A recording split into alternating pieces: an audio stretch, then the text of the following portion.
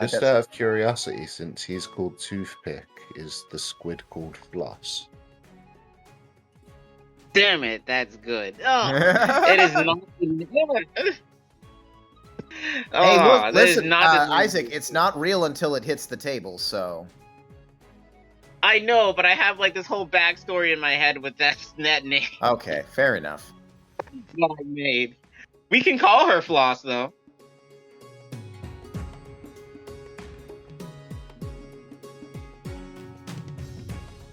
Does anybody recall, if we are to get started, what went down last session? Yes. You gave us all 100,000 gold pieces and let us loose in the marketplace, right? Don't know if that squares. No, that's what I remember. I don't. No, it did happen, but we gave it all to Isaac and bought 300,000 biscuits. A gold piece for a biscuit. It must be the most amazing fucking biscuit. These are really good biscuits. Oh my goodness. You just made somebody very rich. They've got 2 gold pieces inside of them. It'd be way out of character for, I think, any of us to allow Isaac's character to have that much money. It would be a mistake, I'm not gonna lie. You probably shouldn't do that. And as I recall, we piled up all those biscuits next to Bloom Manor, and that's how we broke in. Oh, And right, now we we're climbed robbing in the joint. through a window, and I think... you stomped all over the 300,001 gold biscuits, ruining them all, it's true. That is truly actually disgusting to me right now. I'm just like, that is... But man, we destroyed Lord Bloom's house a little bit more. Yeah. In our attempt to rescue him. Yeah, you basically you came back into town and got stopped by the guard, and they explained that there was some sort of demonic incursion up at Bloom Manor that took out a whole bunch of the demon hunters. So, yeah, you found a way to sneak into Gaspar's old bedroom by climbing a tree and just sort of making your way in like you were to go. You know what? I forgot to do something last session when we were in Gaspar's bedroom. I mean, I could just go in there now. I mean, you guys defeated the gargoyles therein and are now free to move about the estate. Okay. At least as far as you know. You're free to move about the room anyway. You go. Okay, you're in Gaspar's room then. Yes. I would like to roll an investigation check to see if I can find any embarrassing stuff from his childhood. Okay, go for it. Oh shit, I got a natural 20. Chris, what does he find? Oh, I don't know. Angsty diaries? What do you want from me? Can you have like a diary of poetry? That's terrible. Gaspar definitely had a moody poetry phase. Oh god, yeah. That's him all over. He's also one of the least brooding characters I think I've ever played, which makes this that much funnier to me. I don't know what the D&D equivalent of an MCR phase is, but I'm sure Gaspar had. Find a small rolled up little tapestry decrying his fealty to the band My Alchemical Romance. And yes, a couple of goofy journals, goofy diaries that have some what would in this universe be probably Linkin Park lyrics. Malcolm's just gonna smile to himself. He's gonna whisper jackpot, and then he's gonna like slip it into his backpack. I will say you're investigating. That's going to take a minute. Give me a sleight of hand check. What does he do with the copy of Play Elf he finds? Play Elf. I rolled a 6. You rolled a 6. Malcolm, where the hell are you? You walk out with him sticking out of the afro. With a with a 6, you definitely do not. There's no way that beats Gaspar's passive perception. Yeah, is the word I was looking for. So yeah, you step in just as he's stuffing it into his satchel. Hey, What are you doing? No. That wasn't hey like hi, that was hey like stop. Oh no! I just I I found some Going- spells on the No, floor. no, you didn't. Can I roll a deception check? It's not gonna work. I just saw you, and I know what's in my room. I just found a copy of the Constitution. Sir, we are in a train station. Like, no. Wait, you have some sympathy here by Nicky Cage? What? Oh, I love that guy. I know, right? I know, right? He says, "Let's talk about Nicky Cage for now," and he continues to slide it into the bag. Stop that. Hey, making very firm eye contact. Malcolm. Do I go to your childhood bedroom and steal your shit? Well, my childhood bedroom is in like a cave, so I mean, it's gonna be pretty hard to do that. But okay. No, that what? No, that's not an appropriate answer. What'd you take? Oh, these papers. Is there any chance that you would believe that I'm a? Is there No. any chance that you would believe? Not when you phrase it like that. We have you surrounded by the military. No, you don't. Would you believe the cops? No. Would you believe a Boy Scout with a pocket knife? Oh my god. Okay. Fine, you can have it back, and just like hand you everything, but still tries to keep one of the journals. There were 8 of these. It's like stuck to my hand with this glue. Ah, God, that's horrible. I love how much of Malcolm's dialogue is him like reacting to shit that he did to himself. Oh man. I don't know. There's just glue all over it as he puts like a glue container into his back pocket. Gentlemen, I am standing in a dead body. Can we perhaps focus? Maybe you should step to the left or something. Shit. That's not the point. I got to agree with you on this one. What? No, not you. Oh. Never you. Oh. Never you. Whew. It's worried for a Fine. moment there. Takes the journal from his hand. This is like this sticky sound. It's like, and he just gives it to you. Like, oh, fine, here. Well, thank you. You now have a handful of old diaries. There a trash can in the room? Damn it! Are you kidding? Probably. Dunk. Dunk. Did he make it? I mean, yeah, he's a Dexy guy. Damn it! I wish I had made. He's a Dexy so that I boy. could move the trash can. Fuck. This is a productive use of your time. Get out of here. I'm going to grab the halfling by the scruff of the neck and push him out the door. If he tries to fight, Okay, this is not. I'm going to literally kick him in the ass. I'm not N. I'm not gonna bite you. It is true. I would bite you. Did you find any loot? Oh, I found loot by the company. The loot guardian over here. Yeah, it's not loot if I'm not dead. What? It's still loot. What do you mean? We just killed some monsters. We gotta loot the place. That's how this works, isn't it? It's my room. The old room. Damn it. Get out. Damn it. The same thing at the pyramid with the friggin' mummy. It's like, oh, I'm reanimated, so you can't take my shit. Ugh. Not even how it works. Yeah, but I didn't die. Yes, I can see that, which is good. No, I'm on board about the mummy thing. Like, he died. I don't care if he's back, but I've been alive consistently. This is still my stuff. I mean, Okay, you did. It looked like you died back in the ruins when you fell out that tree. It sure did. Did he die? Are you a mummy? All dead things become. I don't know. How mummies, do you it's feel true. about cats? I love them. I see the reference. you're making. Where's N? Let's wave at him and see what he does. Not a cat. Okay, so you guys have apparently made your way downstairs. Thank God.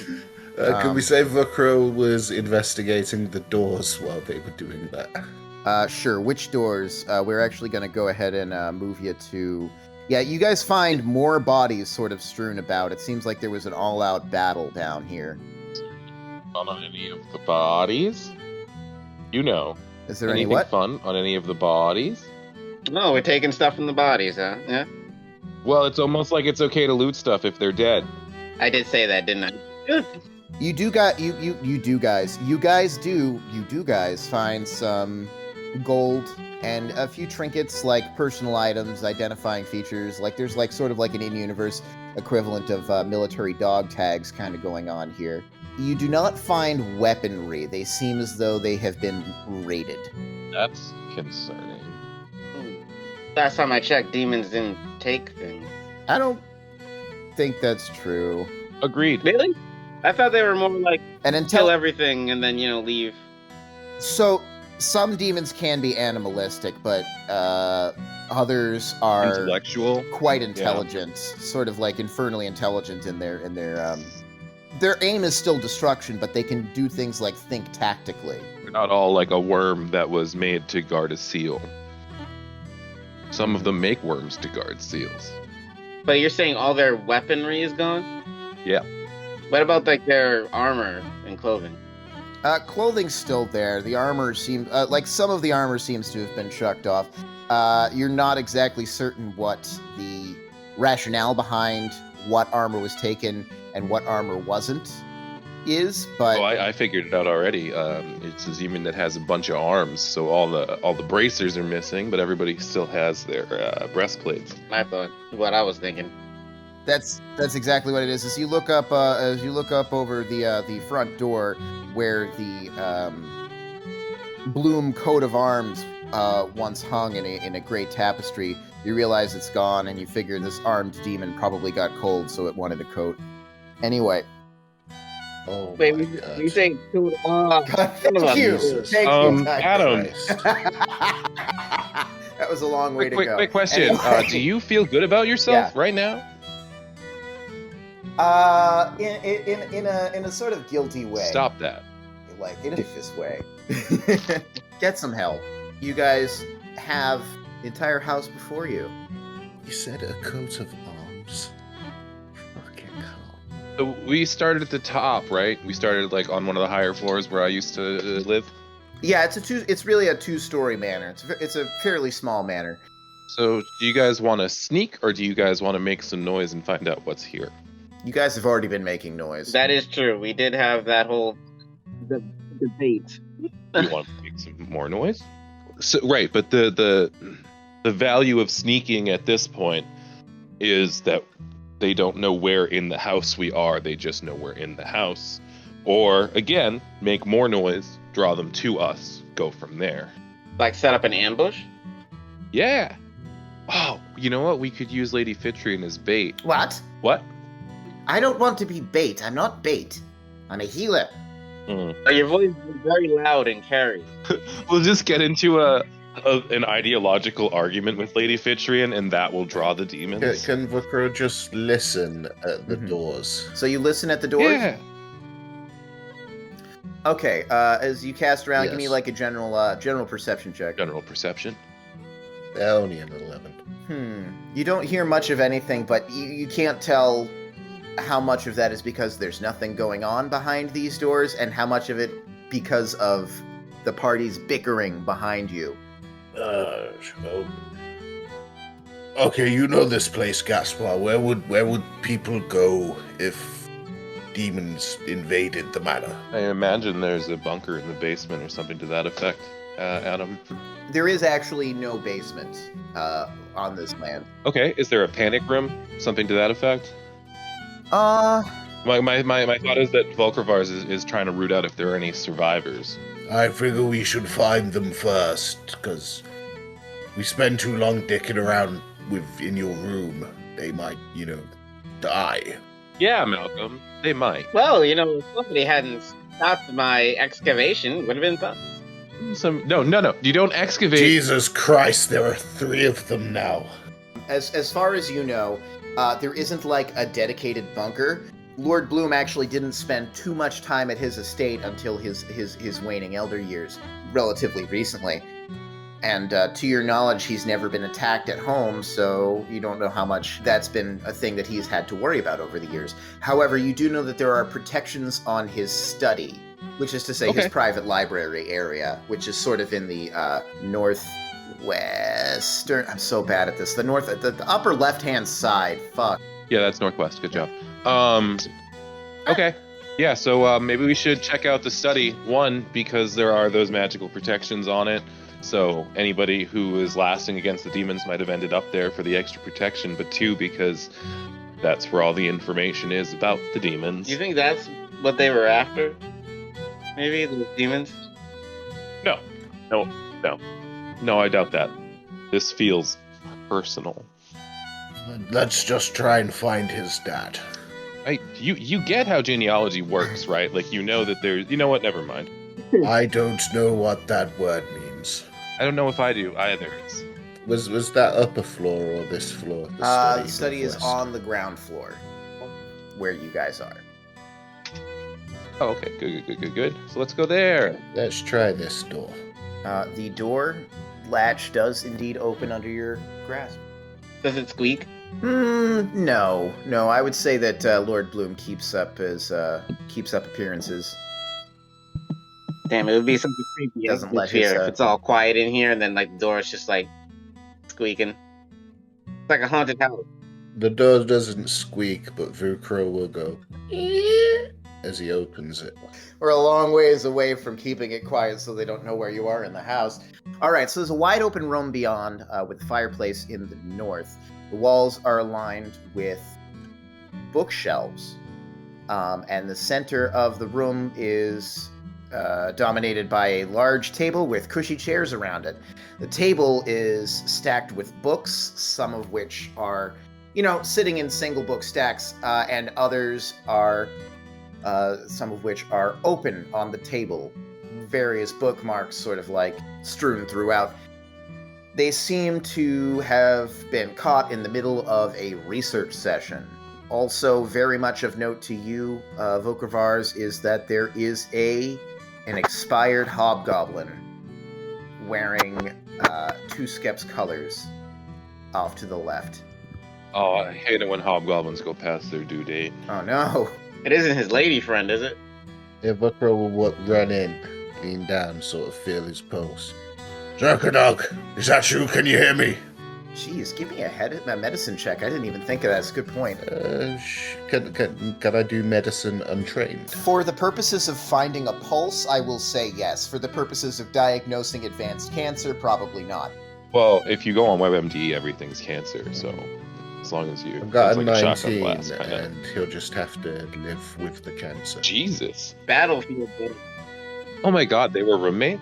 Our man Jakanog is unfortunately quite expired. You can't find a pulse, and his body is cold and just sort of alien feeling to the touch. No. I used to play with him when we were mere hop pop. No, wait a minute, this is Lazarvat. No, he was a prick. Well, that's a relief. Tell me about it. Is there anything else? Should we do like a search check in this room? Investigation? Or... Yeah, sure. I know how to play Dungeons and Dragons. Mm-hmm. How's everybody feel about talking bodies? You know what? I, for one, hate the way that you phrase that. What am I gonna say?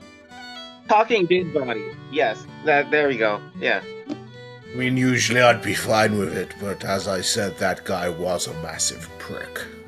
Wait. So you're saying you don't want to gently reanimate him to find out what happened here because he's a prick? No, I'm just saying you should know that going into it. Trying to say if I reanimate him, he's gonna like spit in my face or something. I mean, can he do that with the spell? With the spell, they would definitely speak in their sort of like their living personality and with their memory. It's basically like it's not like you're calling back the soul. So for example, if somebody's soul were destroyed, you could still use this spell on their body because it's sort of like the echo of the memory of the living flesh. So it's very much, yeah, they would if they were a dick in life, they would probably be a dick in the use of this spell. Excellent.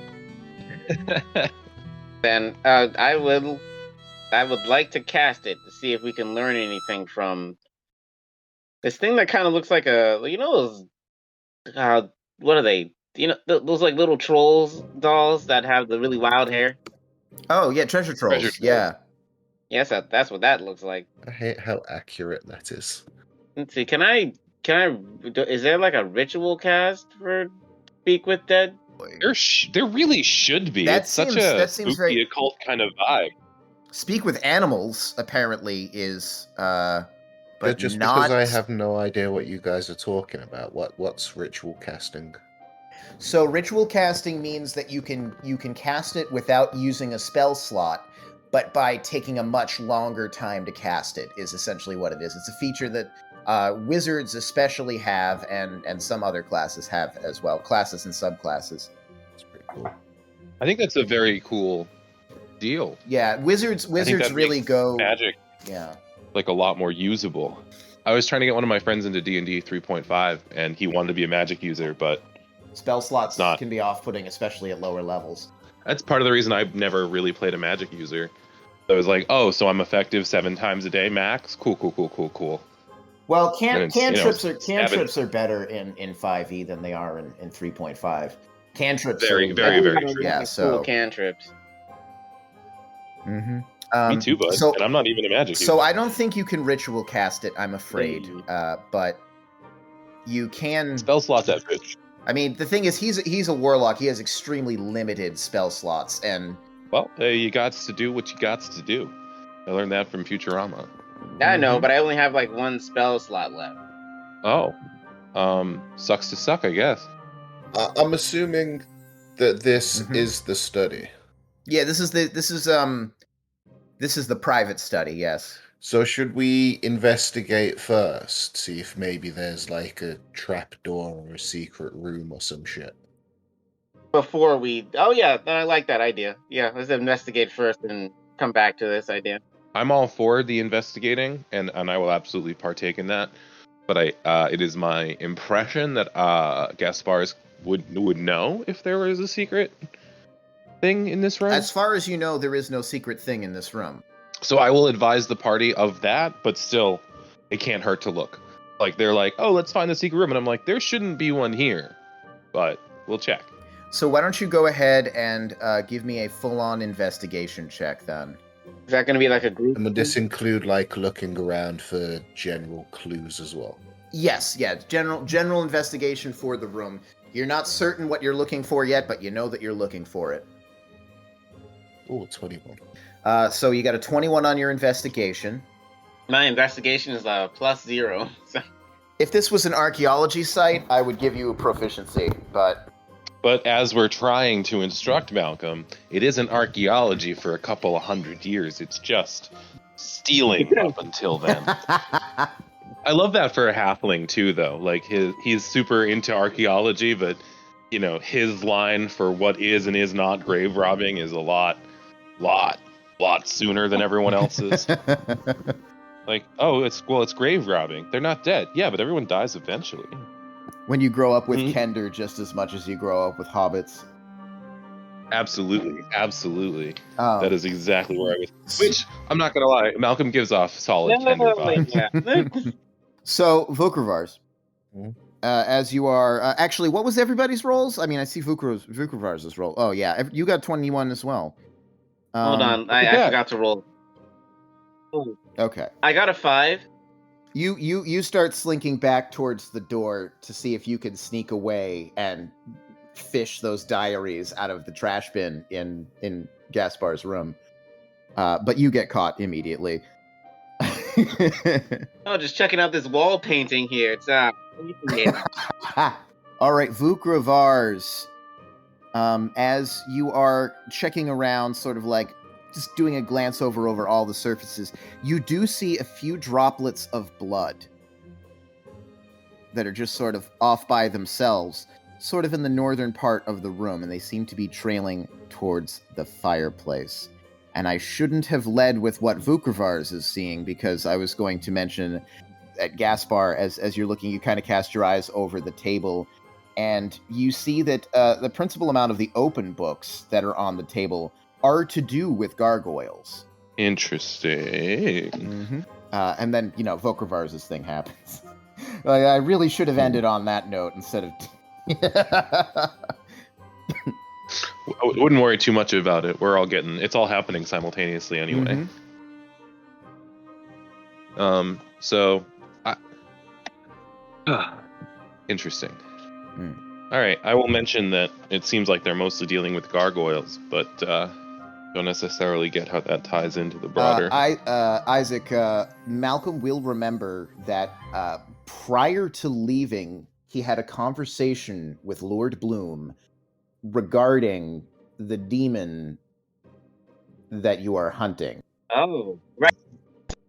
So I missed what you said. Is it a book on a gargoyle demon? Bunch of books on It's gargoyles. books on gargoyles. How many books are there? There's close to half a dozen that 8. are open. 8. You didn't say it's close to half a dozen without going over. That's true. I didn't realize we were doing the fucking Price is Right over here. I guess I'm trying to look for one that is relevant to what I'm looking for. There is one of them that's open on the table before you. You kind of close and you kind of cast your eyes down and go to take a look. Vokravar's, what's going on with you? Detect magic is a first level spell in this one, isn't it? It's not a cantrip. Yeah. I'm wondering if, because there's a dead hobgoblin in here, but this room's meant to be magically sealed. Mm-hmm. I'm wondering if there's any way to, easily tell if seals are still up, or if the protections are destroyed, or what the deal is there. Are you trained in Arcana? Do you have a No, proficiency? I only have proficiency in religion. I have proficiency in Arcana. I have a +3 to Arcana. Actually, proficiency in religion. Go ahead and roll religion. Actually, I'll help him. Give him that advantage. okay. Yeah. Yes. Okay. So you have advantage. 6. Oh. I'm afraid you're not certain. I can feel the arcade energies overflowing. Wait. No, that's just my back. Vikro's just gonna check out this fireplace. Okay. You see little glossy beads of blood that are sort of leading in a small trail towards the fireplace. You look down into the fireplace itself, and you can see there's actually a little bit of a pool there. Let's go for a swim. If someone hit me, I'll become a crocodile again. Well, you say that, and you sort of peek your face up and into the chimney. Really quick, does a 15 hit your AC? Well, I did have the shield up, but I am currently looking up a chimney, so I assume it would, yes. I mean, at the end of the day, aren't we all looking up a chimney? Yes. No. I think about that all the time. All right, you take 6 points of slashing damage as a dagger whips out at you. There is a half-elf woman partway up the chimney, kind of with her elbows and knees out, holding her up in the chimney, and she is just stabbed out at you with a dagger. Oh! She drops to the floor and tumbles out, and sort of takes a stance in the middle of the room, sort of looking back and forth between all of you before kind of realizing that you aren't demons and straightening up. She's just oh gosh, sorry. I thought you were the gargoyles. Jesus, lady, we've been in here talking for 10 minutes. What? Oh, fucking God. How far up the chimney was she? She's only 5 feet up the chimney. Basically enough for her feet to be out of the way. What happened here? Other than the obvious. Yeah, she does seem to be bleeding from a couple of places, including the side of her face there. She looks you up and down. I'm gonna gesture for Lady Fitrian to come over if she's even vaguely No, do paying her attention. job and everything. Yeah, the one thing that she's supposed to do, yeah. Oh, right, yes. Okay, absolutely. She lays her hand upon the newcomer, and some of the wounds upon her seem to sort of knit together and heal up. She flinches a little bit at Lady Fitrian's touch. She's like, Wow, okay. And she looks over at Gaspar and she says, "Is that baby Bloom?" Yes, that's Baby Bloom. That's what we call him now. Thank you. Yes, Well- do I remember that from the journal? They called me Baby Bloom today. I hate this place. I go by Gaspar now. Oh, Gaspar. Okay. Gaspar. It could be worse. I mean, some of the guys used to call him Bloom Bloom. Oh, damn it! I need to get those journals. I feel like he just says that out loud. Oh, definitely. It's like completely dropping the pretense. Sorry. Yeah. Well, it's good to see you. I'm glad you're back. We were just we're having we were just kind of like having a little research party in here. Just us and a bunch of the guiding bolt folks. Lord Bloom was called away to deal with I don't know, somebody kind of glances over at Vokovars and just like, it seems like there was like this party from Tuskep that had arrived without warning, really. And Lord Bloom was a little bit confused about that. They arrived, and then very suddenly there were demons all over. We're happy to get you out of here if that's what you're looking to do. We're just trying to track down all the demons and hopefully reclaim the manor. I don't think you guys are getting any help from the outside. They seem to expect the guiding bolt to handle it. I suppose that's fair, but we were completely unprepared. Do you know if Lord Bloom is still somewhere in here? The last I saw, they were dragging him off to the dining room. Him and one of those goblins. I don't know. Okay, let's go check out the Okay. dining room, guys. Okay, I'll just be here with my injuries, I guess. Didn't Lady Fitrian just heal her? Didn't heal her head to toe. You want to finish the job, my lady? I only have a certain amount of healing for a given day. We might need it further on. We can just send her out. That is a good point, actually. Thank you. I tell you what, Malcolm, why don't you show her the way out? Yes. Yes. No. Yeah, I can No. do No. it. Oh. You know what? I don't care if she gets out now. I can lead the elven woman out. No, I will take care of that. Ah. Thank you. You stay God here, damn it. Malcolm. Bullshit. Yeah, you. No, it's not. No, it's not. It's not bullshit. Everybody acts like I'm gonna get lost or something. I will lead this lady back out through my bedroom. You do recognize her. She is a little bit older than you, but was always kind of hanging around with the guiding bolt. Her name is Lura. Okay. All right, so you lead her out to the front door of the manor. Wait, before Laura, like as she passes by me, I'm just gonna whisper to her, like, if you see books inside of a trash can, you grab them. Okay. It's a remarkably specific request, but all right. He's a troublemaker. Don't listen to him. Laura, let's go. So I will lead her back up the way that we came in through my old bedroom, and on the way I will torch that trash can.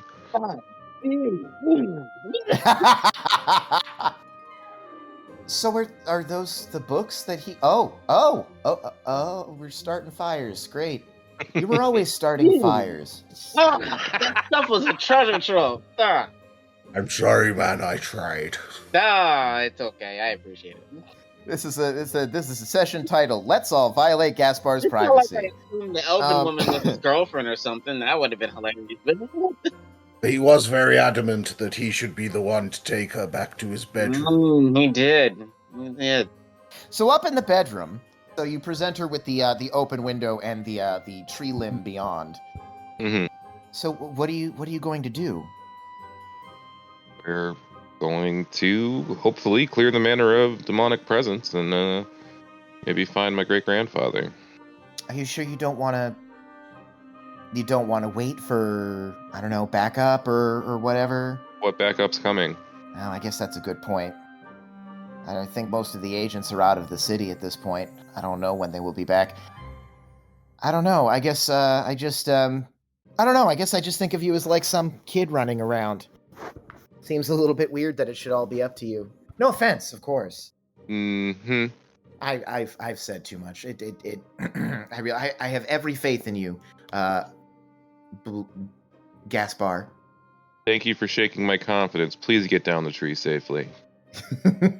Kicks her out the window 300 steps. She's like, all right, okay. And she sort of heads down the tree there to the ground below. You do hear some shouting off in the distance as the perimeter is momentarily broken. And you can imagine guards kind of rushing in to grab her or possibly shoot her. You're not certain. Jeez, I hope not shoot her. Well, they're keeping a tight watch on this building, and they might flip out at any movement. It's hard to say. It's not exactly like demon incursions happen in the city of Stoutheart all the time, you know? Got somebody over there with like a tricky crossbow. No, is it like a twitchy crossbow finger? Yeah, that's it. And I think crossbows are still operated with a trigger. Well, yeah. Some of them have kind of a, I mean, it's a trigger mechanism, but it's more of a lever. Itchy leather finger. Exactly. You find anything in that book? Right, the book. Back in the study. Gaspar's going to make his way back to the study. So as you enter, what does as Gaspar enters, what does Gaspar see?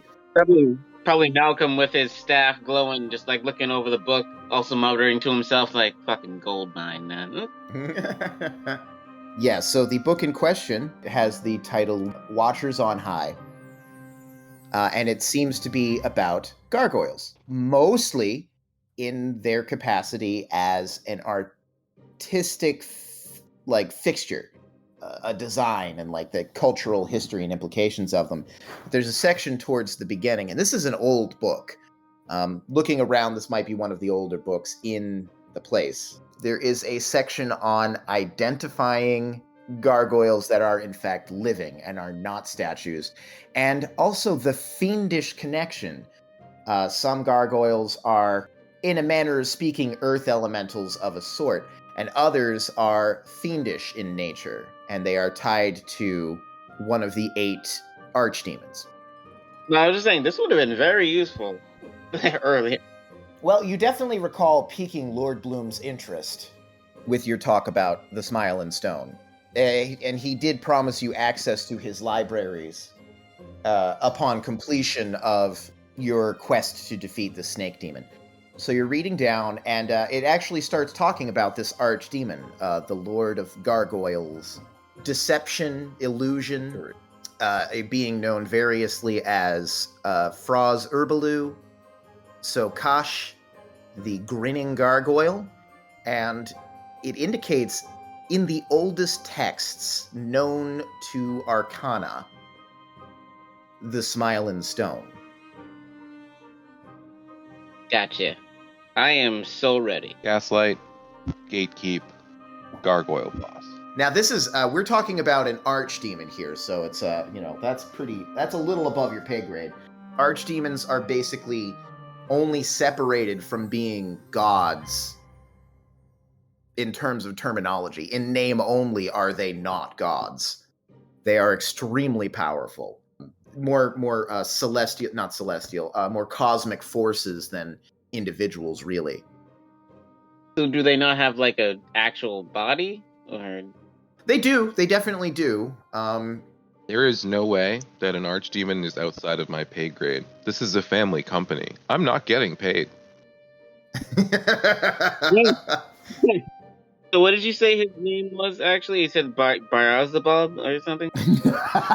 That is very much not what I said. It's Froz Urbaloo, or Sokash, which actually the text indicates is an old word for just the great liar. May I just say, Froz Urbaloo sounds like the name Isaac would come up with if you asked him to name it. Frazer Blue Blue? Flazerbrand? Brazzers logo? Brazzers. Oh, that's still in Gaspar's room. But Froz Urbaloo sounds really familiar. Froz Urbaloo is a long-standing D&D staple. It is not a creature that I made up. Okay. As he's reading this, you come in to see him reading the book, Gaspar. What do now? Guys, we need to get to the dining room.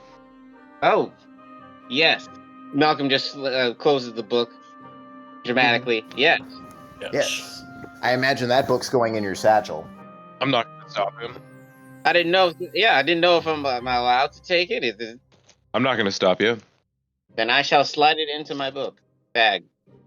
He takes out a bigger book that has a hole cut out in it, like a Bible for a gun, and he just puts this book inside of that book. As he closes it, you see one of your parchments of poetry. Damn it. So which way is this dining hall? It is to the north. Oh wait, before we leave the room, would there happen to be like a small satchel in that room somewhere? I would say that probably cast around. As you recall from Lura, there was a bit of a Scuffle? research party going on, and so people had bags that they had brought with them that they did not pick up before they were killed by demons. Okay, I'm gonna just take one of those. Yeah, you grab one. It's filled with notebooks and a few personal items and a clean pair of socks. Oh, Yeah. I shall gently remove all the other stuff except for the clean pair of socks. I'm gonna put that in my backpack. Yeah, they are very fluffy. They seem like they were lovingly made. That is lovely and sad. Mm-hmm. Okay, opening the door now. There is a wide open room that Gaspar in particular remembers being the site of many stately holiday dinners. Just a wide open room. It's the single tallest room, like the highest ceilinged room in the place, because there is no upstairs from here. It just goes directly to the roof. You've got wide open windows that look out upon the ground and a stone floor. The only thing that is different, Gaspar will remember... All the corpses. No, there are no corpses. There's nothing, actually. There used to be a wide table with a lot of chairs and a carpet. So it's been cleared out. Yeah, the table is gone. The only thing that remains now is the Bloom family crest, which consists of 3 leaves on an ivy bloom that is standing mounted on one wall. I almost said the fireplace, but there isn't a fireplace in this room. Interesting. So we do an investigation check, because Lord Bloom dragged through this? Yeah, I think. Good idea. Mm-hmm. Oh, nice. I rolled a natural 20 for investigation. I rolled a natural 1 for investigation. Maybe I'm too emotional. Start scribbling down new poetry. That's a good idea. You can do that. The first thing that Malcolm notices is that there is indeed a little bit of blood in this room, sort of like scraped across the flagstone. It almost seems to slide across the room and actually ends at a seam in the flagstone, sort of abruptly right there. Malcolm's just gonna like stare at it for a second and gonna be like, "Did any of you guys know if somebody could be dragged into a wall? Oh, maybe it's a secret door. Never mind. Much better." It's probably just a secret door. We'll ignore it. All right, guys, moving on. And the other thing that you notice just upon casting your eyes around is that there seems to be something off about the family crest on the wall. Like the leaves on it seem to be crooked, and which is interesting because it is carved out of stone. So we could just go up and fix that real quick. Yeah, like Malcolm can poke it with his staff. Oh wow, okay. Yeah. Yeah, you go up and you poke the leaf that seems to be it's basically like you've got the stalk that comes up, you've got 3 leaves that come off of it. The largest leaf is at the top and the 2 down below are progressively smaller. The one at the top seems almost like the back end of the leaf is no longer making contact with the stem. But you poke it back into place and immediately the fucking holy shit! Wow, that no, this is literally the fastest I've ever seen anybody resolve something like this. The floor opens up. The floor? The floor, yes, both the north. But that's where we're standing, Adam. It sure fucking is, bud. A seam right about here opens up, and the whole thing just sort of flops downward, as though the entire room were a trapdoor. I'm gonna talk to my lawyer.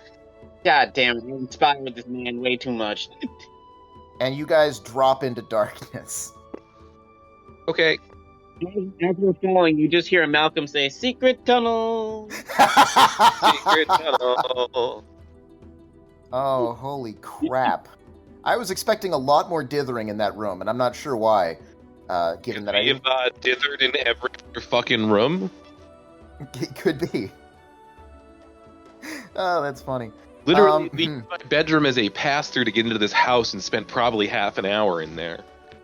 Oh, I wouldn't say half an hour, man. Like maybe 10 minutes. It could have been less if you just let him take the papers. Exactly. Yeah, it could have been less. You're right. Yes, it would have been used against you mercilessly. But Well aware. oh man, how far is this thing down? Because like, if we You fall 35 feet. What did we land on? Bikes. End of campaign. You land on a cold, hard stone. You all take 8 points of damage, 8 points of bludgeoning damage. Dex save?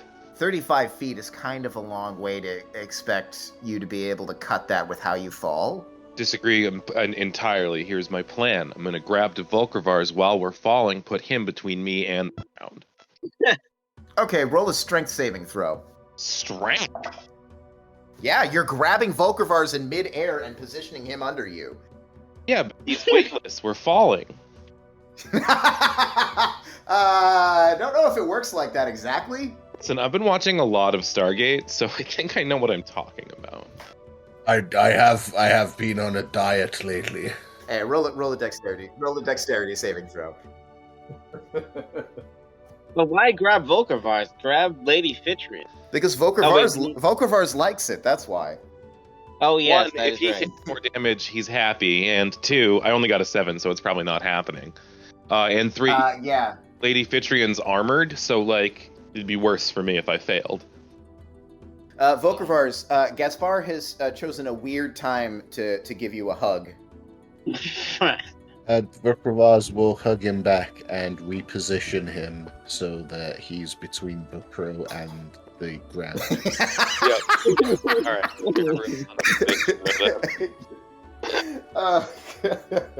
With an 11 strength.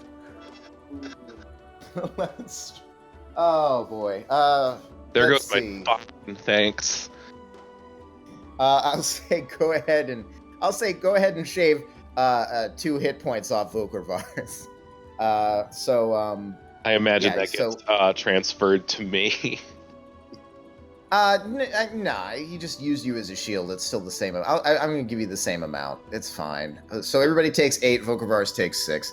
Just to resolve it real fast. Yeah, when Vukrivaz takes that damage, he'll cast Healing Word on himself. You heal for 9 points.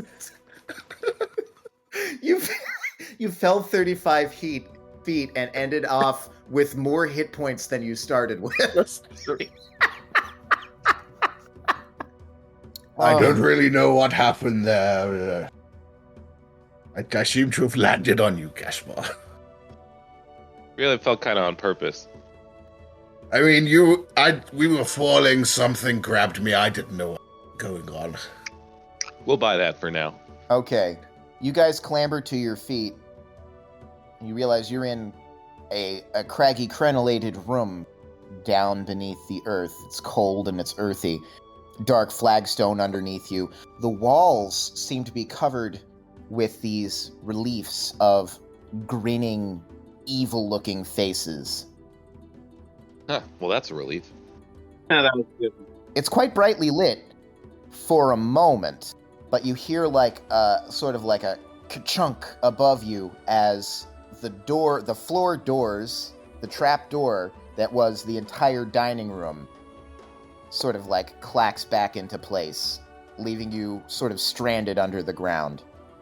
You look around and you can see the broken remains of the wooden table and chairs, and even sort of like leaning off against a corner, the big red carpet that used to grace the dining hall.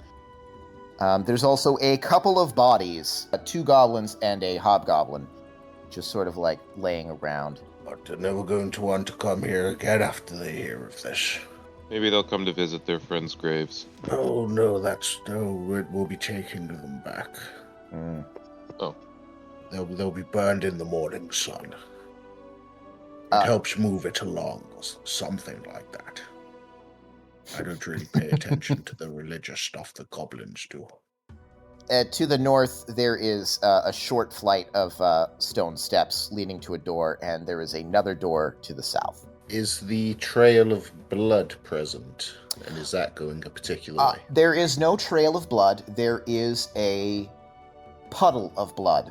It seems that one of these creatures, just sort of picturing how it was before up there, it occurs to you, one of these creatures died on the floor in the dining room and then slid down and fell when the last time the trapdoor was fired. Nice.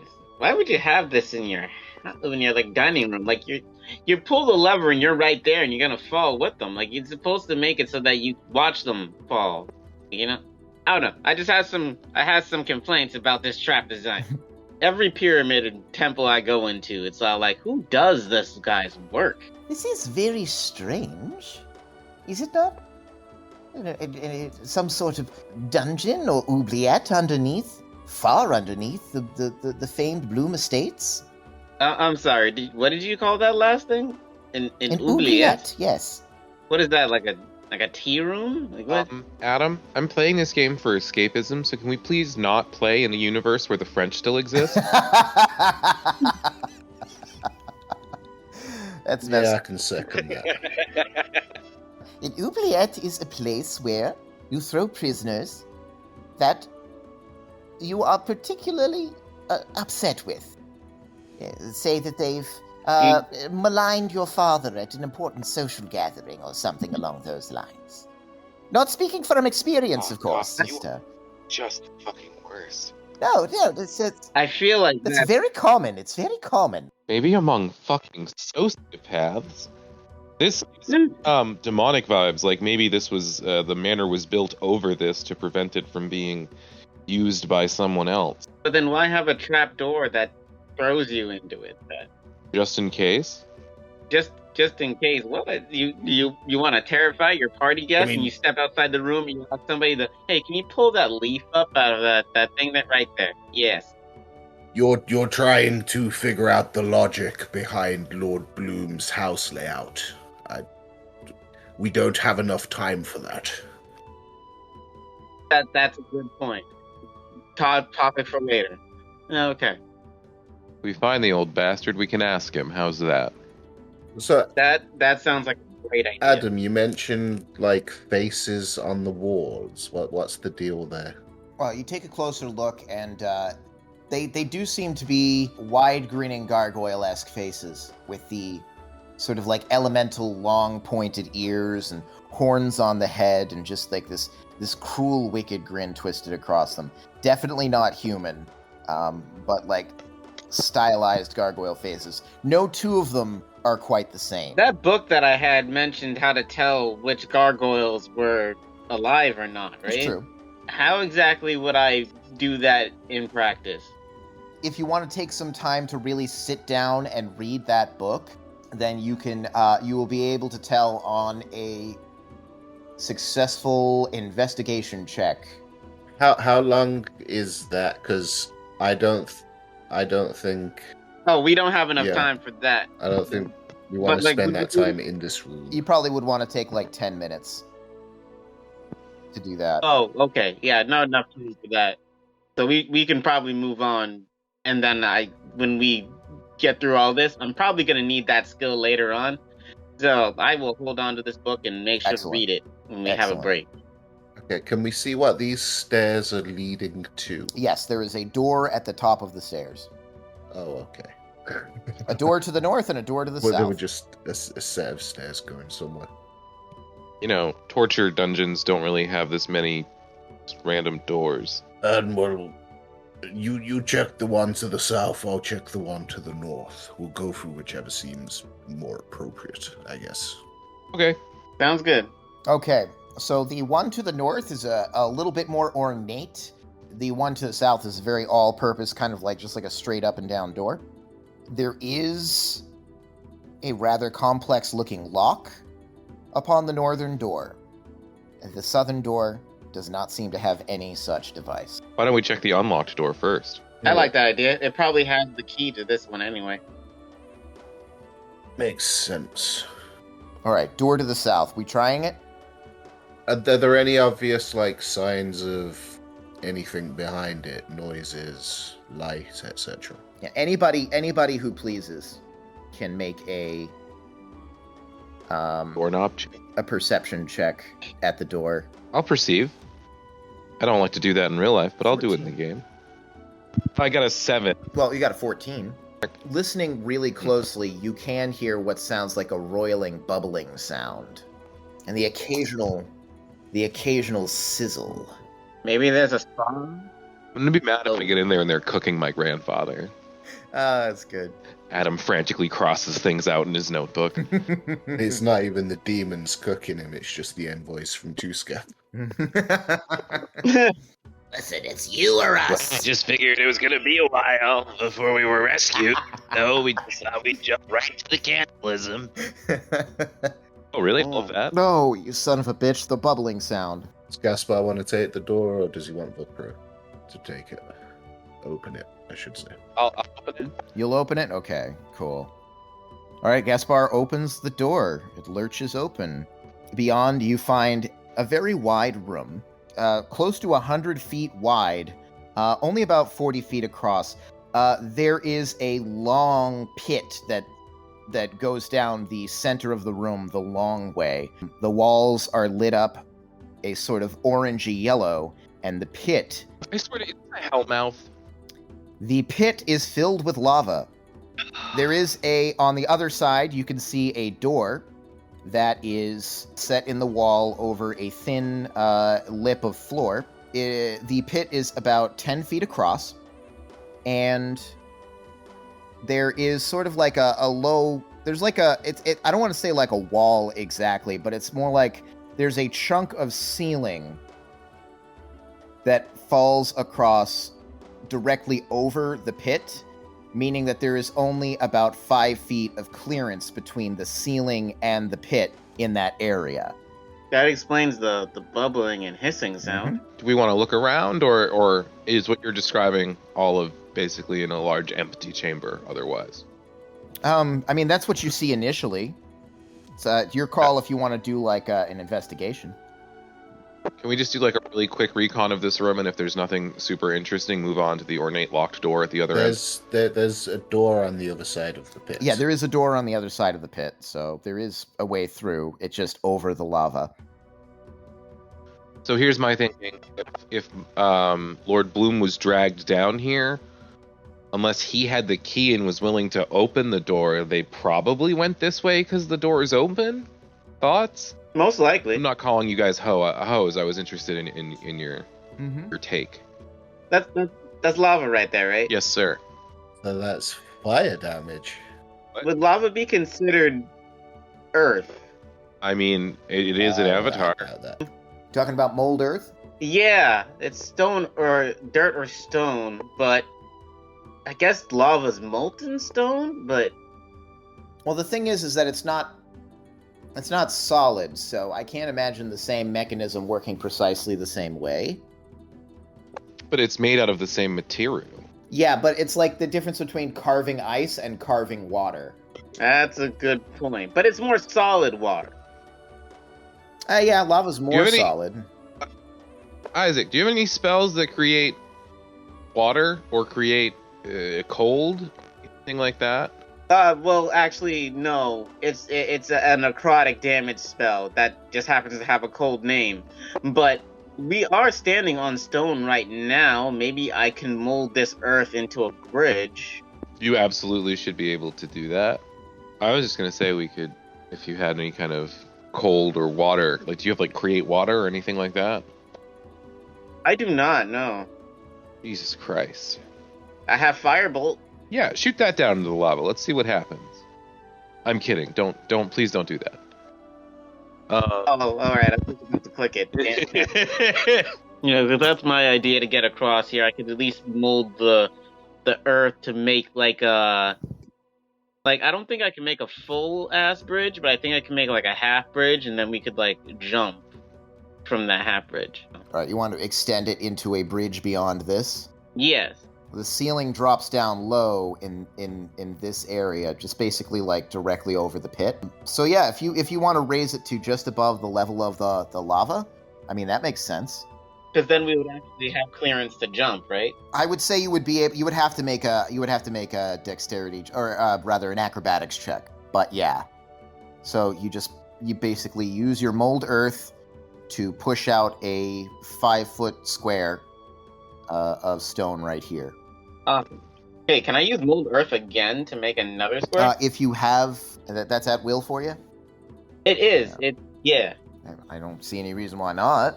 Yeah, because I can take the stone from our little makeshift bridge and then make a full ass bridge. Ooh, spread. And then I'm gonna put like the little Velociraptor Starship symbol in there, so it's like, copyright. Took like 10 seconds. 11 times. All right, so you slowly go through and you build this little bridge out of mold earth. I will say one thing that you notice once you get over the lava, it's sort of the strangest thing. There's like a weird sort of dissonance here, and you don't really understand what's going on. Once you get over the lava, you realize there's no real heat coming off of it. Like it's kind of warm and humid in this room, but like not as much as you would expect from a pit filled with lava. Isn't it a pit filled with magma since we are under the earth? Anyway.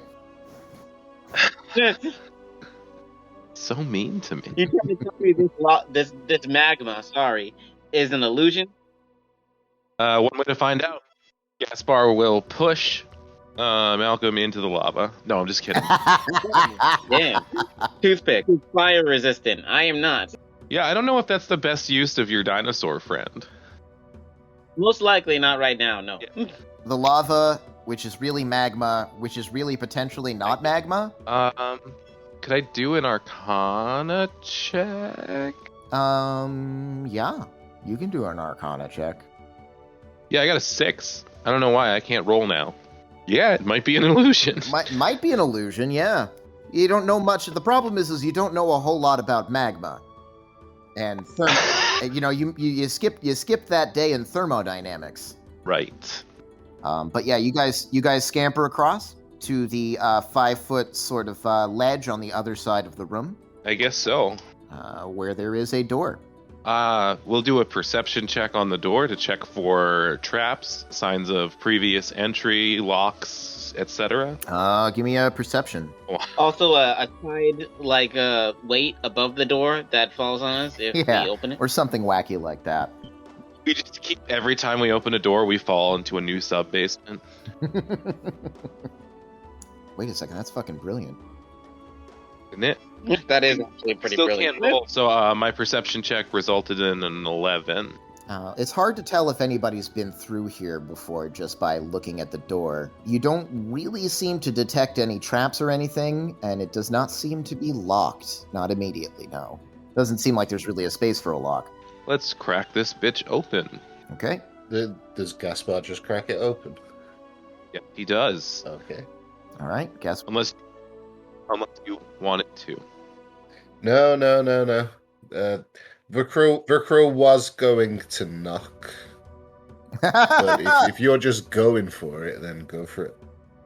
I live here, so it's fine.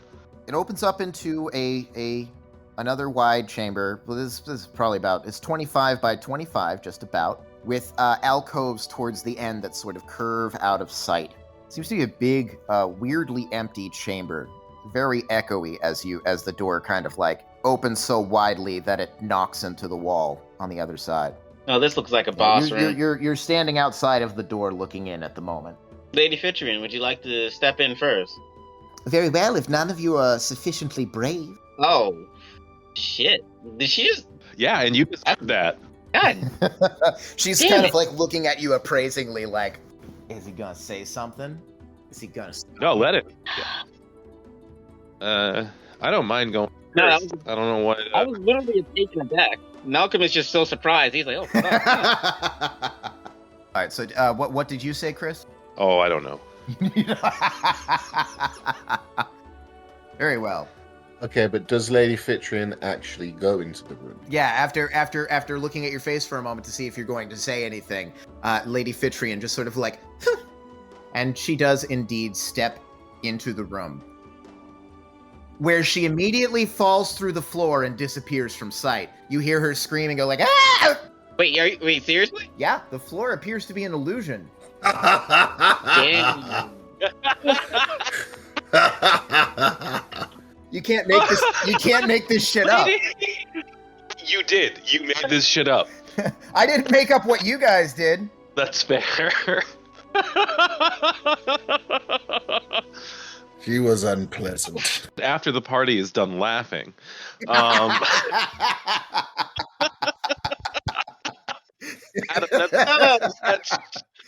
that's so fucking funny. I Hashtag need a Lord. minute. I need a minute to recover from that. Oh man, I was really hoping it was going to be one of you guys, but like I can't. I wasn't expecting that, but I can't knock the comedic timing at all. Like this whole time, I assumed it was going to be Gaspar. I was priming to be like, I'm done with this shit, and I was gonna go through, but no. Outrageous. How long was the scream? Just part of a second. I would probably make you do an intelligence check if you're trying to determine how far she fell. I'm gonna call out to her, Lady Fitrian. Are you still there? No response. Huh. But you do hear like a sliding sound, like something being slid over stone. Okay. Can Vukro lie down outside the door and sort of poke his head through the illusion? Yeah, he can do that. That makes perfect sense. He'll give that a go. Oh my god, this is so funny. Guys, we killed the cleric. Oh. And here is what you see. Oh boy. The room basically continues from it's about 20 feet down, and there is Lady Fitrian sitting, or rather floating, suspended. She seems to be kicking and screaming, but you cannot hear it, inside of what is unmistakably a gelatinous cube. And two others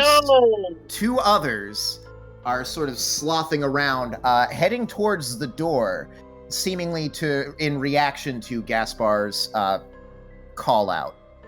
And I'm going to go ahead and place those guys right there. This is so good. I'm glad you like it. But we are going to be entering initiative for this. Why? I'm friends with this gelatinous cube. We're buddies now. That's what I'm talking about. I got a 21. Yeah, I was questioning whether Vukro would just come back up and say, she's fine. Let's go check the other door. Fucking savage, buddy. I got a 17 for initiative. I also got a 17. I keep rolling exactly what you roll. And that's weird because you guys are using completely different... Yeah, modifiers. It's strange.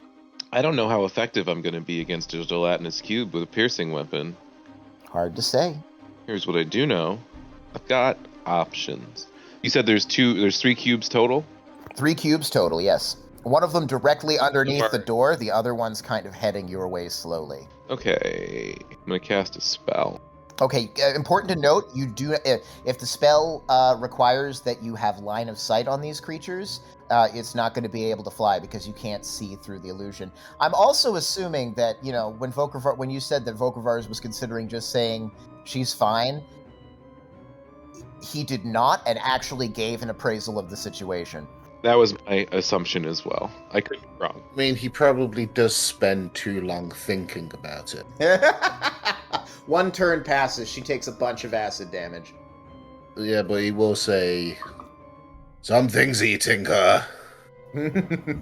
All right, so move action. I can dip my head below the illusion. How much space is down there? It's basically the same blueprint of the room that you saw before, so about 25 by 25 with 2 alcoves at the far end, but also just 20 feet lower. Okay, and how is each gelatinous cube a 5-foot cube, or how big are they? 5-foot cube, yes. There's one So there's... directly underneath the door, and then there's 2 others about 10 feet off from that. It is actually Isaac's turn, yes. And he will come in toothpick right here, in between all 3 of those cubes. Okay. The only thing is there isn't really enough room for him to be summoned there. Oh, really? Yeah, he takes up basically 4 spaces. There's only 1 space between. Oh, then I will stun him to the right corner there. Here? Yeah. Awesome. Right there. Yeah, right there. All right, you got a toothpick in there. Yes, I do. Okay, Malcolm will cast Mind Sliver on the gelatinous cube. They would have to make something better than a 15 intelligence save. Which it definitely does not. I rolled an 8, so that's a 3. So definitely not. Then you shall take 2d6 psychic damage. That is 10 psychic damage, and then subtract 1d4 from the next saving throw it makes is my next turn. Okay. It does appear unperturbed. Well, it is a giant cube. Mm-hmm. I remember hearing that you can pull somebody from a gelatinous cube. Do you think Toothpick could pull Lady Fitrian from the cube? He can try. He will take acid damage if he does that. So that would be a strength check. I'm afraid to attack the cube and attack her at the same time by mistake. I mean, it's your call. I will have Toothpick do that strength check, try to bite her out of the cube gently. Did you roll a strength check? I did, and it's an 8. Okay. She panics when she the cube is clear. It's mostly transparent with kind of like sort of like a shimmery sheen to it.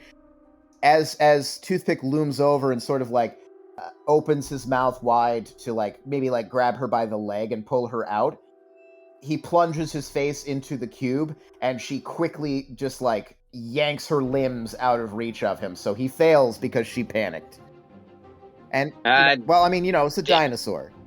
And unfortunately, he takes 10 points of acid damage.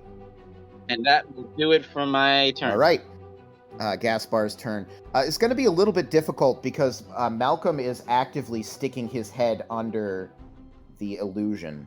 And you can hear the sound of dinosaur combat and, him casting spells beyond it. But from your perspective, he's leaning in through the door with his upper half sort of underneath the... He could just pick me up, that's for sure. How tall is Toothpick? He's 15 feet at the shoulder. You also can't see him. You can hear him, but you can't see him. Yeah. I think it's the best way to go about this. It's a tough one, right? It is a tough one. Yeah, I guess you could try to the jump where Toothpick is standing. I keep calling him Toothlick, Well, and I think that's great. I can't do that because you're in the way, physically. Oh, you could pick me up. If you still have my girls, I would just kick you over and not think anything else about it. You can move through an ally's space, couldn't you? Yeah, you can. But he can definitely move through that space if he wants to. So, I'm gonna take a knee at the doorway, peek down underneath it, find a landing spot, and I guess try an acrobatics check my way into the pit. Sure. Go ahead and make an acrobatics check. Oh, I'm going to. Promises, promises. Motherfucker! What'd you get? Why don't you look in the Discord chat? 11. Ooh. Ha, that's great. Okay. Where do you want to land? That's my question. I'd like to land in a square unoccupied by a gelatinous cube, preferably about 10 feet away from the one that's eating Lady Fitrian. All right. That sounds like the wrong thing to have said. Unfortunately, with an 11, that does not happen. Well, it's not just an 11, it is a natural 1. So Oh, it is? Oh, shit. Your boy has plus 10 to acrobatics. That's right, I recall now. So you peek your head underneath, from underneath, you kind of note this. The illusion looks like a ceiling. So from underneath, you can't super see like the other doors. There were doors to the left and right as you came in. You can't see the door that you guys are peeking through. Basically, from the perspective of down below, it looks like you're peeking through the ceiling. So when you go to steady yourself to make the jump that you want to make, your hand, rather than grabbing like your left hand goes up and it grabs the side of the door, your right hand is like you're going to go down and grab the threshold of the door. Except you forgot for a second that Malcolm was there, and as you go to pull yourself and push yourself forward, instead of hitting the threshold, your hand plunges into the center of his afro. You gain no purchase, and instead of properly being able to launch you instead tumble, and you land on top of the gelatinous cube that is directly beneath you. Do me a favor, roll a d20. Just a random d20. Any d20 I want? Any old d20 will do. Does he take me with him? God, I hope so. I didn't even think of that, but no. That's not what I'm doing. I disagree. Gaspar takes Malcolm into it, and Rocco just goes, "Oh, is that what we're doing? Okay, cube party." Did you roll another natural one? God damn right I... That's 2 natural ones in a row. Yeah, and a random dice roller. Sweet. Yeah, okay, so you tumble in. Your body breaks the surface of the gelatinous cube, which spits out Lady Fitrian onto the floor, and you are now inside of the gelatinous cube. I'm mad about that. I just want you to know. Fair fucking enough. I'm not mad at you, but I'm mad. It's not your fault. It's fault. It's the dice roll. You know, what is it? Sometimes you can make every decision correctly and still fail. Mm-hmm. So you are engulfed, and you take 56 acid damage. Yeah, you take 10 points of acid damage. Ow, my flesh! You guys hear sort of like a vague... I wouldn't actually say that. My mouth would be That's open. true. Actually, yeah, that's honestly fair, is that you probably wouldn't hear it, because we've already established that these motherfuckers is soundproof. No, I think Lady Fitrian is just being dramatic. All you've done so far is move. You've moved extremely poorly, but you have it's been a move action. How does attacking inside of a gelatinous cube work? Or does it just not? It doesn't really say anything about that. You probably have advantage to hit, but the other thing is that you are able to you can try to make a strength save to get out of there. I have a better idea. Okay. Yeah, I have a better idea. I'm going to cast a spell. A wave of thunderous force sweeps out from you. Each creature in a 15-foot cube originating from you must make a Constitution saving throw. On a failed save, the creature takes 2d8 thunder damage and is pushed 10 feet away from you. On a successful save, the creature takes half damage and isn't pushed. In addition, unsecured objects that are completely within the area are automatically pushed 10 feet away, and the spell emits a thunderous boom audible out to 300 feet. Okay. So, he makes a Constitution saving throw. He's a cube. Okay, and so do the other cubes, Lady Fitrian and Toothpick. All right. You said Constitution, Constitution for Toothpick, yes. Everybody who's up on the... Wait, Huh? Wait, they're all within 10 feet of me? Literally, yeah. Because I'm in the middle of a 5-foot gelatinous cube. Yeah, you're in space, okay. yeah. Right. So Lady Fitrian's right next to you, because she was just spat out, and the other gelatinous cubes are 10 feet away from the gelatinous cube, and Toothpick is right next to you. Everybody who's up top, though, is fine, because they're 20 feet up. Okay, I am willing to continue this action even knowing that. That's fair. Okay, Lady Fitrian. Not good. Oh, Toothpick got an 8.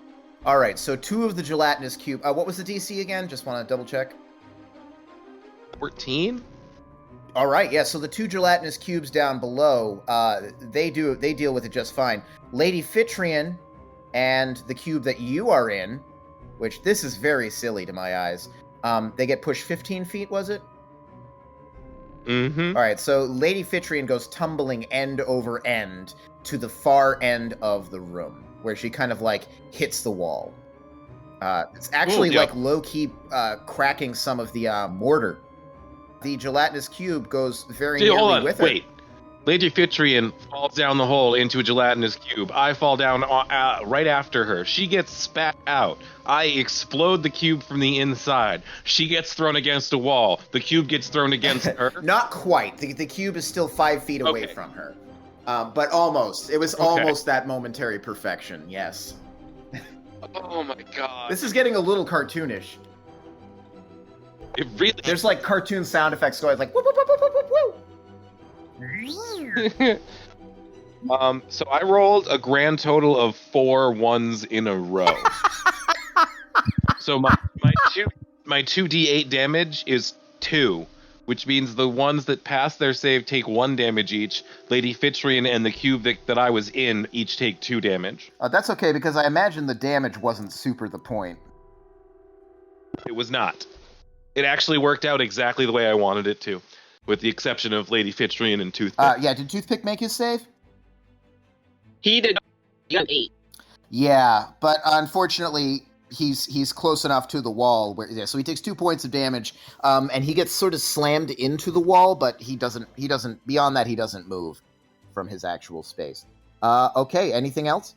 That was my whole turn. There's nothing else This has been a fucking roller coaster. It is Volkravar's the Footloose's turn. This is some damn fine Dungeons and Dragons right now. I appreciate that. Okay, so here's a question. If I take full damage in a turn, would that count towards my Divine Agony? Would I be able to use that immediately? I think that would be probably considered self-inflicted, which is kind of against the rules for them. Because otherwise, I can see how that would help and everything, but it's also like that means you could kind of cast on command by deliberately falling. You know what I mean? It's a little bit like stabbing yourself in that way. Yeah, I could have a caster like just pick me up and throw me down. Just give me flying constantly. That's something Vukra would do if it was possible. Mm-hmm. So that would unfortunately be a bit of a hack. So I can't really reason that you'd be able to do that. No, that's fair enough. I mean, we can't have casters casting whenever they want, now can we? The mind that cast shouldn't be able to cast at all. That's just me. Yeah, Sacred Flame seems the way to go. Vukro's just going to jump in. Okay, yeah, he's already kind of seen what's going on. Yeah, the problem is that everything's changed since then. His plan was to just try and jump as far south as possible. That's true. I don't really know the rules for long jumping and whether that's going to end up with him jumping into a cube or onto Lady Fitrian.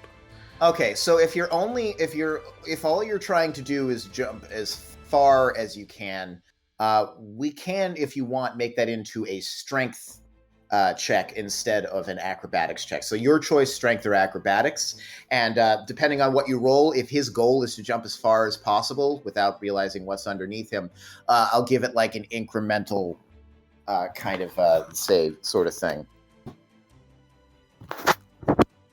Okay, so can I assume strength for athletics Sure. would work? Yeah. Well, that's a 21. 21. Okay, so you're able to travel 21 feet.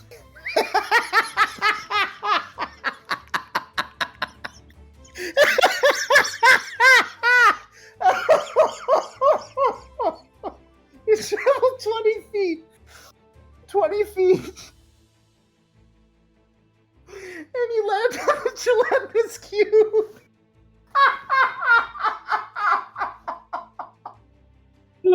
Wait, that worked out perfectly for him, though. No, it doesn't. It works It out works perfectly out for him. 'Cause that's like, terribly. he can get. Well, here's the question though. Vukravaz didn't know he was going to land in the cube. 10 damage. Yeah, you take 10 acid damage upon immediately hitting the cube. So you don't take fall damage, which I guess is a good thing because you are cushioned by the gelatinous cube. But it also means that it counts towards your divine agony.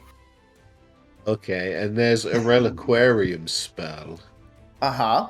that you made for Marta that's called Begun, Okay. which is a wave of radiant force sweeps out in a 15-foot cube originating from you. Okay. It's basically the same spell, but it's radiant instead of thunderous. Okay, yeah, you cast Be Gone. What does that require for a save? But nah, I'd hit Gaspar. Okay. I've got like I'd, 35 HP. yeah, but I'd want to raise it to level 2. As poetic as it would be, I don't want to kill Lady Fitrian. Okay, so what's the plan then? Okay, I'm gonna keep it simple. It's just gonna unload a scorching ray into the cube he's in. Okay, so I'm going to go ahead and say that all of them hit automatically because you are literally firing from inside the cube. I think, yeah, sure. Yeah, it automatically hits. Go ahead and roll damage. I've never actually fought a gelatinous cube before. This is fucking hilarious. And that's 21 fire damage. 21 fire damage. Okay, let me, okay, yeah, you can see it sort of starting to boil and bubble from the inside. The cube has never been more visible as it, like, sort of lights up from the inside. Gaspar, it's kind of weird to see. The fire fizzles out pretty quickly on the inside there because, you know, it doesn't have any oxygen to consume, and it's quite damp on the inside. But, yeah, it's starts to steam. We have a steamed cube tonight, boys. Anything else for Vukovars? No, he'll just keep his holy wrath up, and that'll be it. Okay. Lady Fitrian, dazed a little bit, sort of like rights herself. In my mind, she's kind of like, sort of like upside down, leaning against the back wall with like her legs dangling over her head. Pulls herself off to the side, which is not too easy to do in her heavy armor. She glances up, she sees Vukovars kind of floating there in the steaming jelly cube, and she hesitantly reaches in and tries to grab him out of it. For a natural 1. If it were possible for more than one medium-sized creature to be inside of a gelatinous cube, she would have just gotten sucked in. But no, she takes a bunch of acid damage instead. You're just a little bit too far away. Sad for Lady Fitrian. It is now the turn of the notorious N. N leaps through and lands over here immediately, without even looking. And he goes like, "Die, serpents!" Oh, all right. Well, that's cool, too. And he is going to go ahead and slash at the gelatinous cube, which he will hit, dealing a scant 8 points of damage. All right, it is Jelly Cube turn. To start with, Vukovars takes 6d6 damage. Wow, 66 damage. You take 19 points of acid damage as the cube starts trying to digest you. And we will see 1 attack against N, 1 attack against Lady Fitrian, and 1 attack against Toothpick. All right, so N gets critted. That's a miss on Lady Fitrian, and against Toothpick, that is a 15 to hit. Does a 15 hit Toothpick? Yes, it does. Well, I think it's really funny circling his leg. Okay. Yeah, so it sort of like reaches up as though it's trying to engulf this much larger creature. Not very smart, these things. Literally a 1 intelligence, slightly more intelligent than a rock. But he takes 11 points of acid damage. Our man N takes 22 points of acid damage. Ooh. N is looking a little ragged, frankly. Yeah, but he was looking like that before anyway. That's true. He's actually mostly rolling with disadvantage. He's still actually very injured. Only we had a proactive cleric in the party. There's only so much she can do for the kind of injuries that he has. I rule basically that he was so badly injured and so close to death, and the fact that he's an NPC, that he has effectively got exhaustion, which basically means disadvantage on everything. That wraps around him, and he starts yowling and screaming in a very mongoose-like fashion. And we come back to the top of the turn order with Malcolm. Can I have Toothpick make a strength saving throw to kick the gelatinous cube off of his leg?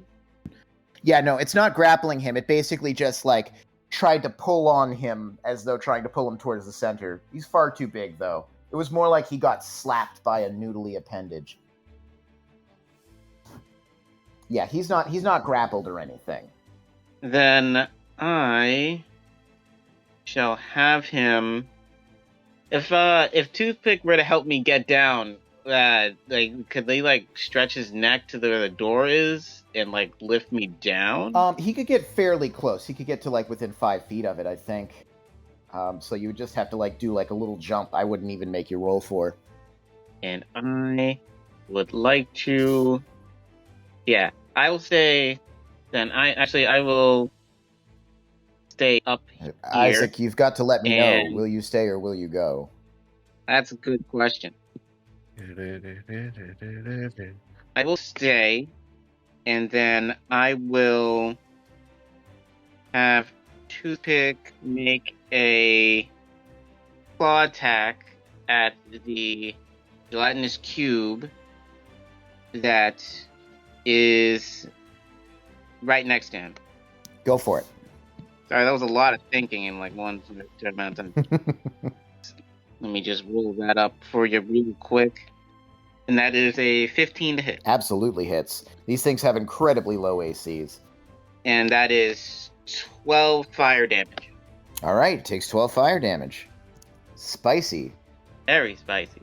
And I will use my Eldritch Spear Blast, and I will use one bolt to hit the one that Toothpick is next to, and I'll use the other ours is in. And let's see. That is a 27 for the first one. Mm-hmm. And then 15... actually, yep. Never mind, that's a 22. The first one was a natural 20, by the way. Okay. Excellent. So would a 27 hit the Toothpick cube? I think you know the answer to that. I like to ask. Fair enough. And then a 22 for the Volcravar's cube. Also hits. All right. Toothpick cube, Volcravar's cube, both hit. All right, let's do the damage here. That is 7 damage for the Toothpick cube. Adorable. And then, that's a natural 1 for the Volcravar's cube. Also, I don't know, is rolling a natural 20, is that a crit? Or... Yeah, natural 20 is always a crit, yes.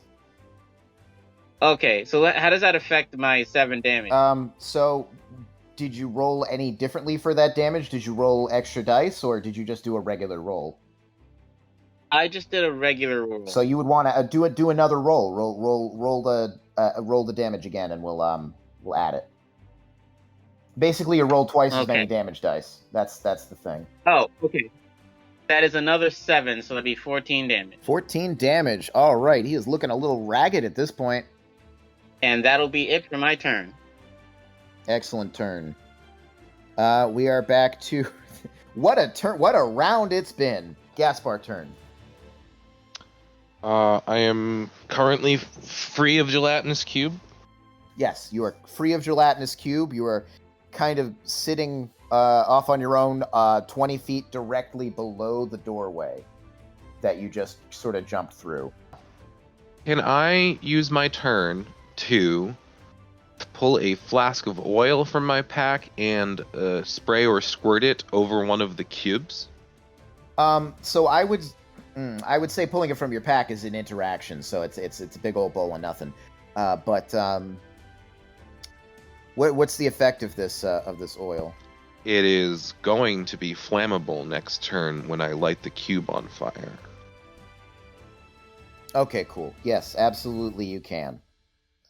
They move so I'm not even like that's not even like a roll. I don't even know if you could like I almost want to say like roll a basic attack or something like that, but I don't even think it's possible for you to miss. So yeah, Okay, and there's no way you do that. there's no way that I could light it this turn, like sacrificing my attack or whatever, or using that as my attack, or Basically, I think spraying the oil is your attack. It's Okay. it's like kind of like a ranged attack. I can It's the same absolutely sort of live with that. I would rather use up 2 turns to do 10 damage than waste 2 turns and do 2 damage. Know what I mean? Fair enough. Yes, I do. So what kind of oil is this? It's just like general like lamp oil or sort of thing. Yep. Yep. It Cool. claimed many All right, lives so- in the Victorian era. Sure. I will say, in order to do that, you do have to kind of get up close. Agreed. Well, agreed. And which one is it? There's one that has Vokravars, one that has and then 2 off to either side of you. I'm not going to do the one that has Volcro in it because I feel like that would contribute to his death. Okay. There's one that Toothpick is currently engaged with. It is kind of tearing up, and another one off to the side that is largely untouched. We'll go with largely untouched. Okay, so that one has lamp oil sort of infused with it. It's sort of like beads on its surface and then to a certain extent starts to be drawn into it, absorbed. Not fast enough where you think it'll be a problem to light it next turn, though. But fast enough that it's going to be rad as fuck when I light the fire and it burns on the inside too. Shit's gonna be lit. For real. Anything else? That's me. That's my turn. Okay. Vokravars the Footloose. Vokravars is going to cast Spirit Guardians. Okay.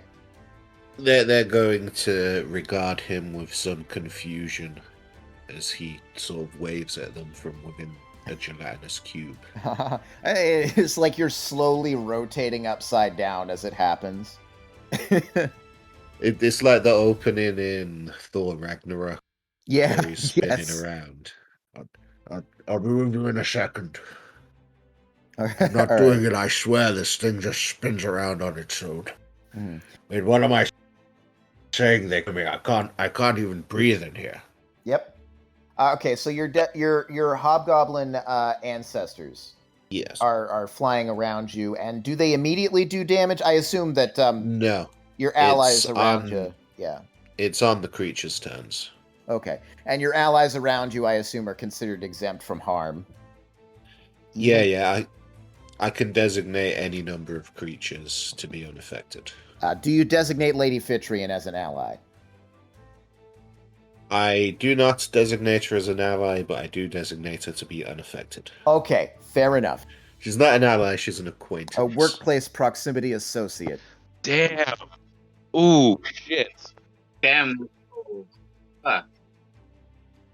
So as far as I'm aware, escape is an action in itself, right? So there's not Yeah, really an anything else I action can to do make a here. strength check to pull yourself out. Yeah. Yeah, I guess not. Yeah, Vokravars will stay where he is.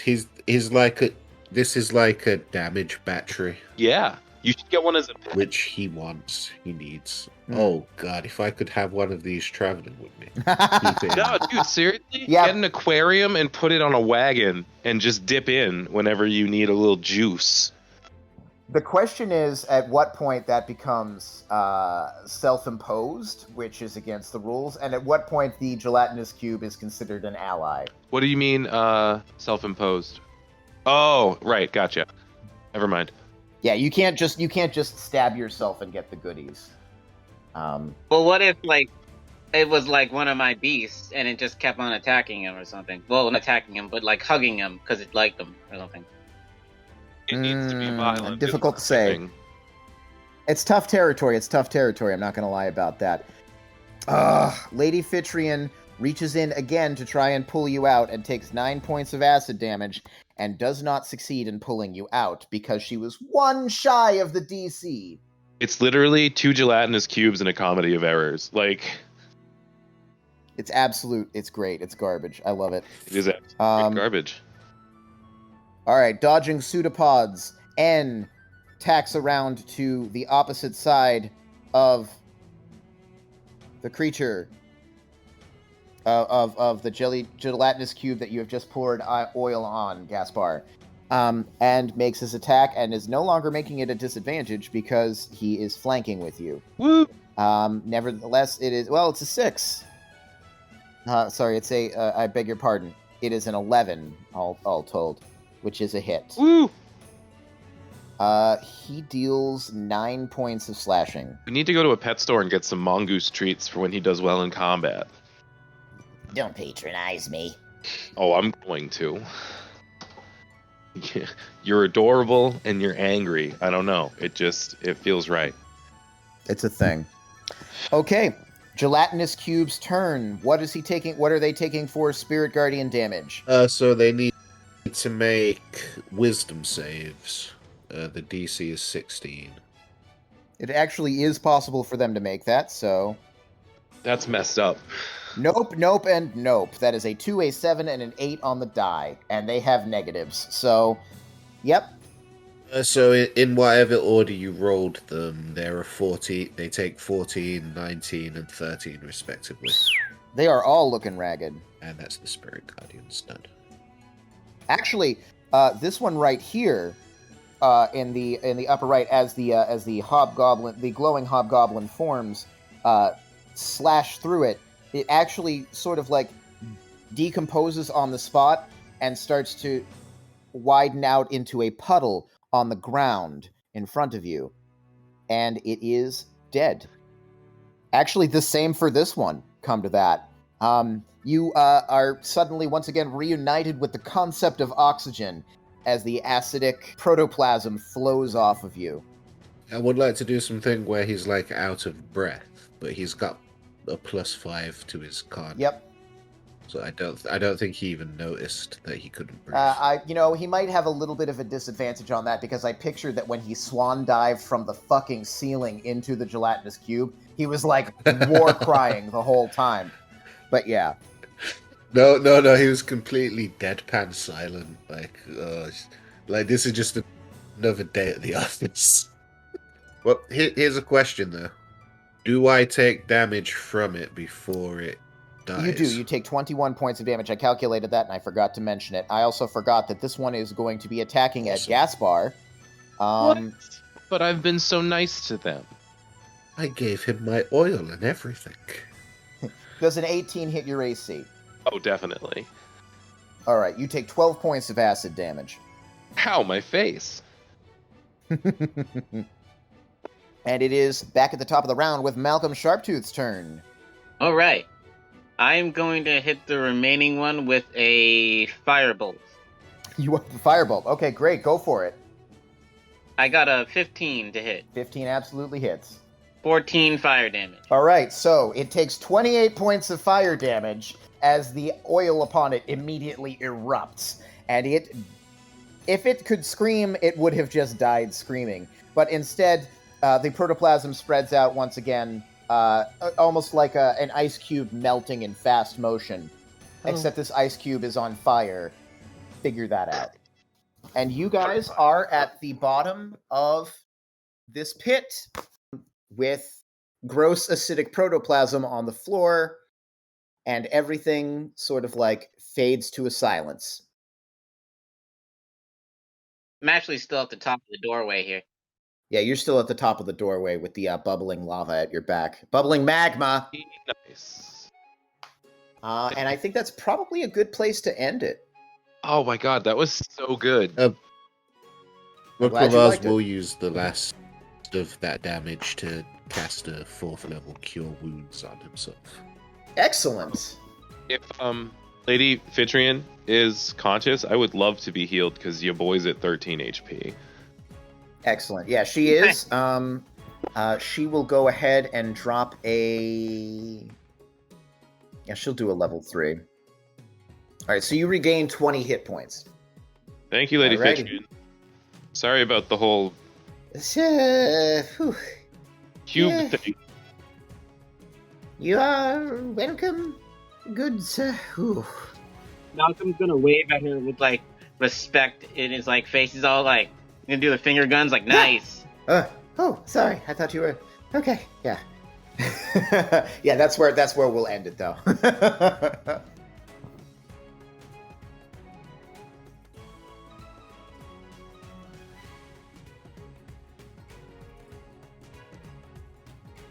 Man, I had the name of the book. Where did I put it? Do. Skibba-doo-doo-doo-doo. We're getting elevator music.